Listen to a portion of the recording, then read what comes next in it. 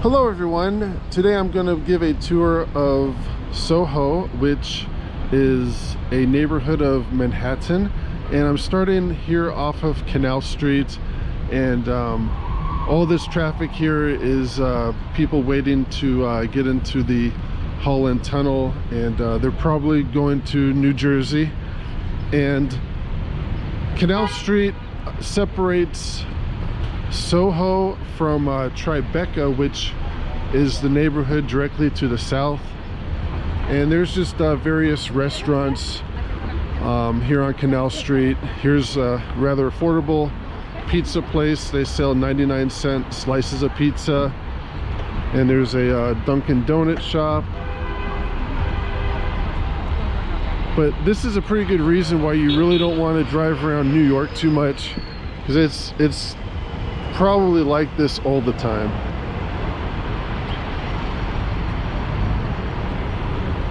And I'm now walking down Broadway Street, and I will try to point out as many of the buildings and shops as possible. I should also point out that the word SoHo is an acronym, and that stands for South of Houston Street. And Houston Street is about 4 to 5 blocks further down Broadway, and the walk will probably take about maybe 10 to 15 minutes. And the first big business is this hotel here. It's the SoHo Grand Hotel, and looking online at their website, it's showing up as a 4-star hotel, and the price of a room is about $300 per night. So like most of the hotels in Manhattan, it's a little bit expensive.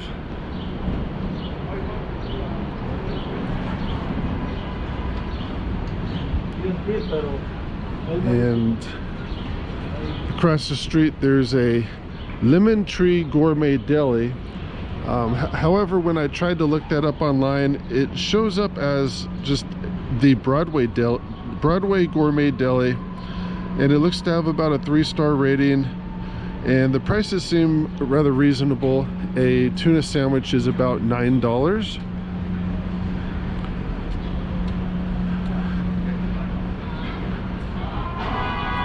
And the next restaurant on the right is the Molino Italian restaurant, and this is showing as a 4-star restaurant,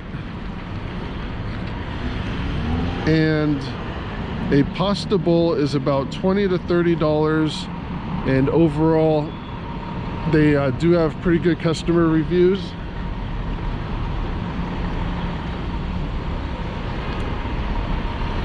And across the street is the Felix Restaurant, and that is, see if I get a better view, not sure what's going on here with the fire truck.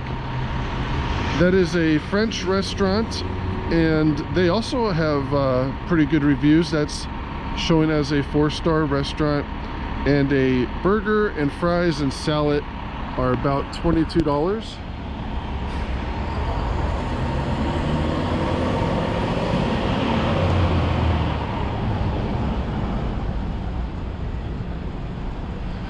And it looks like there's a mix of residential and businesses in this area, and this residential building here looks newer. It looks to be still under construction, and then some of these older buildings are also under construction. Right now I'm walking under some scaffolding, and these look to be pretty old buildings here up above. Probably the 1800s at least. And the one across the street is also being refurbished.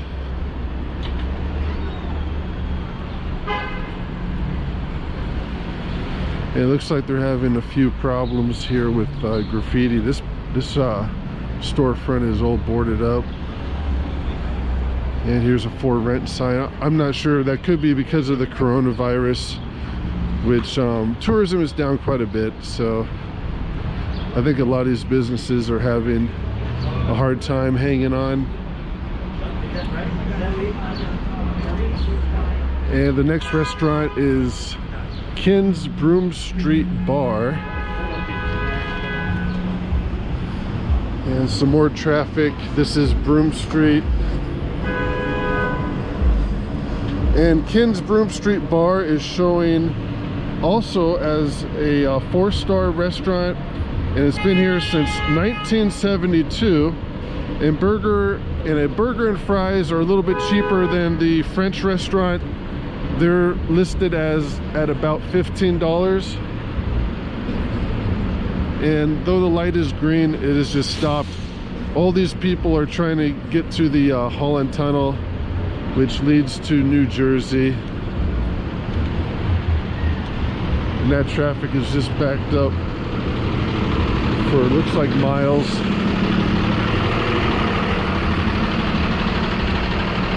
Just completely backed up, and it doesn't look like these people will be going anywhere in the near future. And I'm still on Broadway.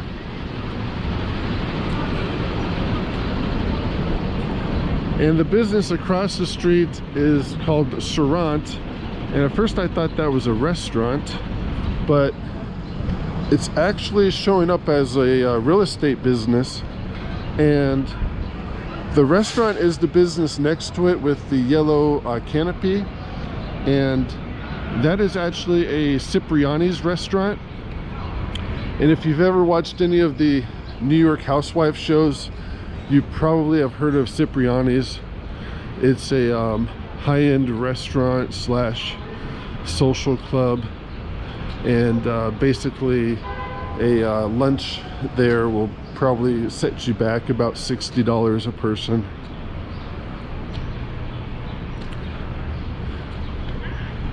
And continuing on along Broadway, more high-end retail shops. This one's called Free People, and let's see what Free People sells. Looks like it's women's clothing.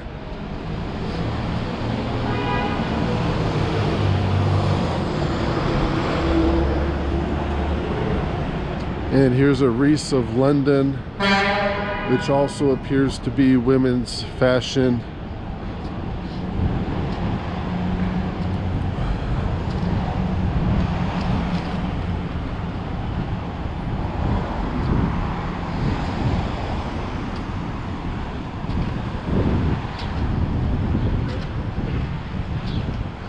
And across the street is a laundry business, and that looks to be could be a restaurant. It could also be a perfume soap store. Kind of too lazy to walk across the street to check it out any further, but the business next to it does look closed.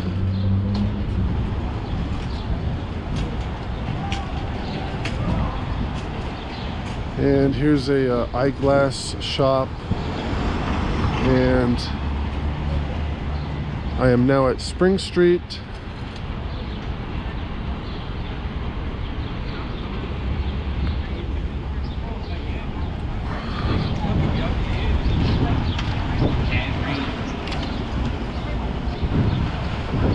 And it looks like they're having problems up here keeping graffiti off of the walls.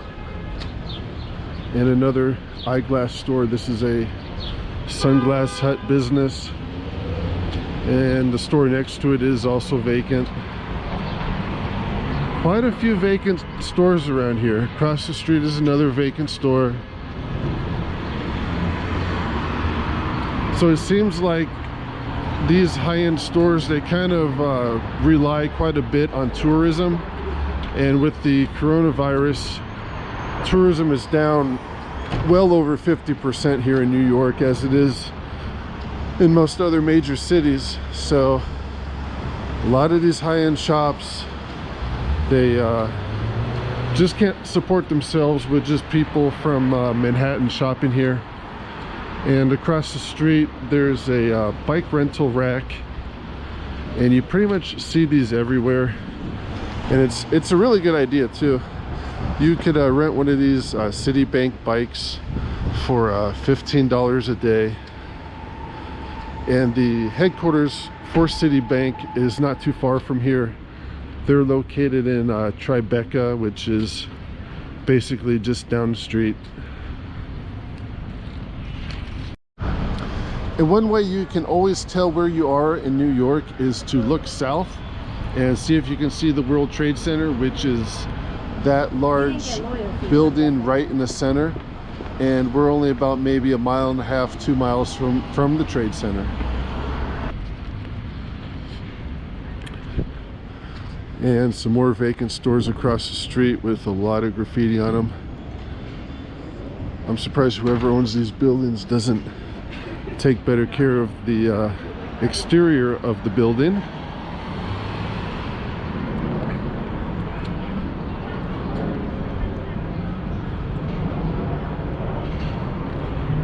And to the right, the next business is called the French Connection. That does sound rather fancy. Let's see what the French Connection sells.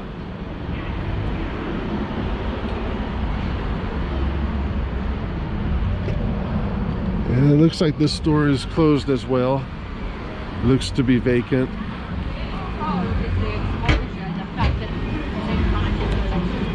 And I'm now at Prince Street.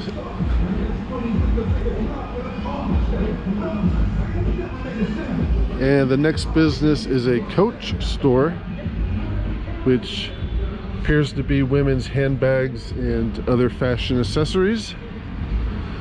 And across the street there's a Happy Socks store, and they look to specialize in selling socks.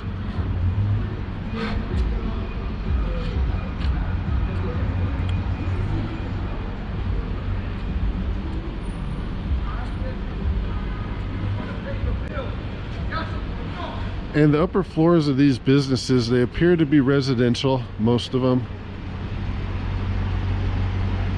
And there's also a water tower on top of that building there.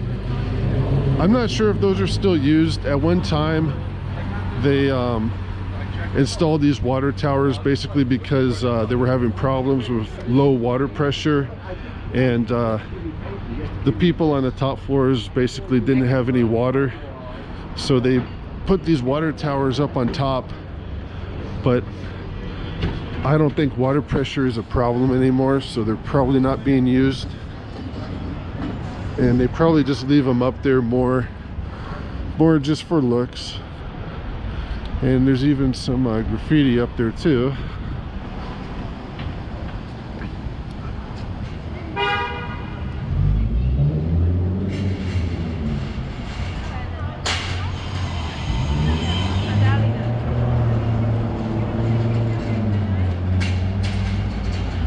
And to the right is more European women's fashion. This is a Anita Dongerie store. Looks to be European. And the next street is Houston Street, which would mark the borderline between Tribeca, or excuse me, this is the borderline of SoHo, and to the north is Greenwich Village and the West Village. And some more apartment buildings. And these apartments here, just to give you an idea of what it costs to live here, this is 505 Laguardia Place, and these apartments were built in the 1960s. And I can't really zoom in too well with, I'm using a GoPro right now, but if I could zoom in, the exterior of the building is concrete, but it's starting to flake off, and you can actually see the rebar of that building. So it actually seems like it's a bit older than a 1960s building. But the cost to rent a one-bedroom apartment starts at $2,900. So this is still a pretty expensive area, and I don't believe there's any public housing very close by here. I think the closest public housing is probably on the Lower East Side, which maybe isn't too far, maybe about two miles from here.